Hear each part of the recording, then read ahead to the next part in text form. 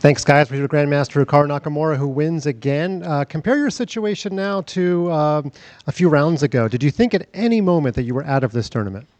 Well, I said I think even when I got back to the even score that if the winning score was going to be like +2 or +3, I felt I had a chance. If someone was going to go +5, +6, I didn't think it was realistic. So things have kind of played out the way I thought they would, and I've just been able to to pick up a game here or there. And today, of course, was a very big win because I surprised Pragg in the opening, and I kind of just found a way to keep the game going. And eventually, he made a blunder in the late middle game. So yeah, I think things seem to be working out. Prague's had some opening adventures in this tournament. How important was it for you to sidestep his prep and have the first surprise?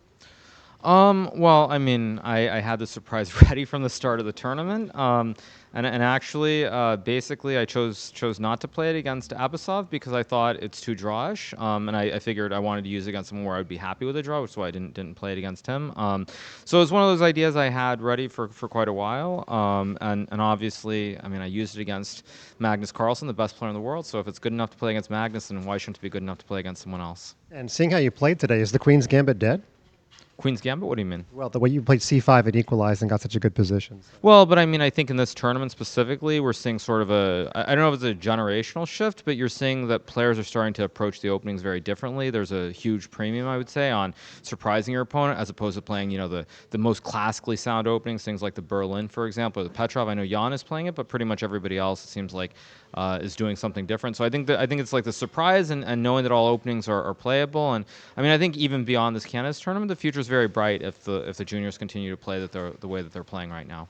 Pragg mentioned in the post-game press conference that he went for a little bit too much. He got shades of going for a win given his tournament situation. Did you kind of think about that before the game today, that if you got an equal position, he might overpress because he needs more wins?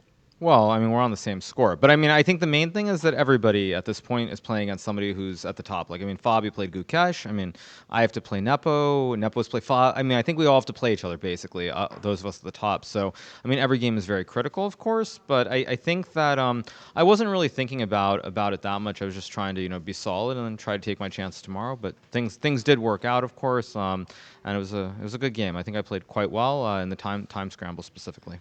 I would agree. I know you've said many times you're here for the content. You want us to believe you, and I think we do. But in the next couple of rounds, would you ever make decisions based on trying to win first place and maybe not play as interesting of moves as you could? Well, I thought today there were like one or two moves in the middle game where I sort of tried to keep the game going because I actually expected Jan to win very early on. He had a great position out of the opening.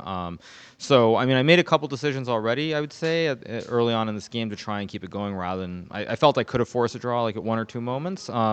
So yeah, it's kind of, I mean, slightly on my mind. But again, I think there still are, what, 3 more rounds? Long way to go. You mentioned, I think publicly, I forget on what forum, that your wife helped you after one of your losses. Can you explain how she did that? Well, I think having someone around who's always very positive and makes you laugh a lot is a good thing. I would say that it's better than being negative because actually I sort of was on my own after that game for a couple of hours and then I got on chess.com, played some Blitz, and I was just not in a very good mood in general. So when you have someone around who's very positive, regardless of the result, that makes a big difference. And it's a good reminder that there are more important things in life for sure. So yeah, it's been good.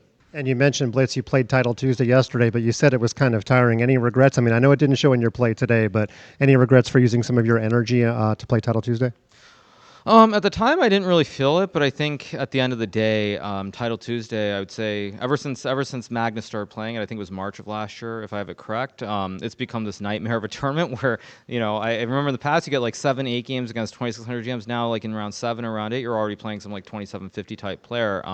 So it takes a lot of energy to play it, of course, and obviously streaming it makes it difficult as well. So, I mean, I didn't really feel tired yesterday, but this morning at least I felt quite tired.